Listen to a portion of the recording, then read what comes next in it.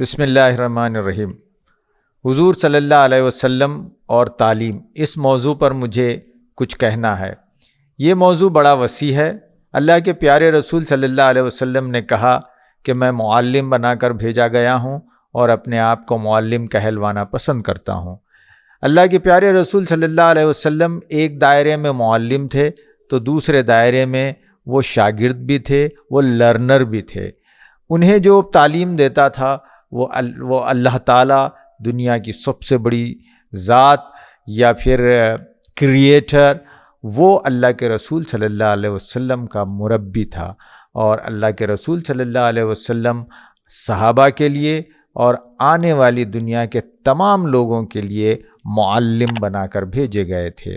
اللہ کے رسول صلی اللہ علیہ وسلم کا جو کانسیپٹ آف ٹیچر تھا وہ موجودہ زمانے کے جو کانسیپٹ ہیں اس سے بہت جدا تھا۔ آپ ایک مربی تھے۔ مربی یعنی مینٹر۔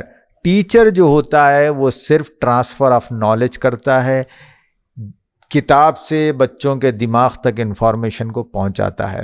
ویئرایز اللہ کے پیارے رسول صلی اللہ علیہ وسلم مربی تھے، یعنی لوگوں کا ٹرانسفرمیشن کرتے تھے، جس کو کہا گیا تزکیہ نفس کرتے تھے۔ تعلیم کا ایک اہم پہلو تزکیہ نفس ہے، ٹرانسفرمیشن آف پرسنالٹیز ہے۔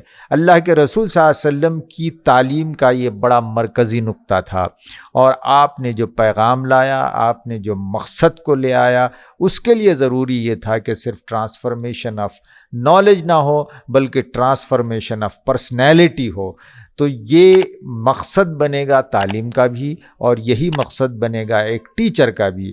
اگر ٹیچر ٹرانسفرمیشن آف پرسنالٹی کر رہا ہے تو گویا وہ ایک بڑی خدمت انجام دے رہا ہے، اور اگر ایک طالب علم اس نظریے سے تعلیم کو حاصل کر رہا ہے کہ وہ اپنی زندگی کو بدلے گا اور اپنی زندگی کو اس زندگی کے تابع کر دے گا جو کتاب الہی میں بیان کی گئی ہے، اور جسے اسلامی کلچر میں، اسلام میں جس کا نام عبادت کہا گیا، تو پوری زندگی گویا عبادت ہے، اور عبادت کے لیے ہمیں تعلیم حاصل کرنا ہے۔ عبادت کا مطلب عبادات بھی ہے، لیکن عبادات الگ ہیں، عبادت الگ ہے۔ عبادات وہ نماز، روزہ، حج، زکوٰۃ، یہ عبادات ہوئے۔ عبادت یعنی آپ زندگی کے سارے لمحات اللہ کی بندگی، اللہ کی برتری اور اللہ کے احکام کے تابع کر دیں۔ تو یہی اصل ایجوکیشن ہے۔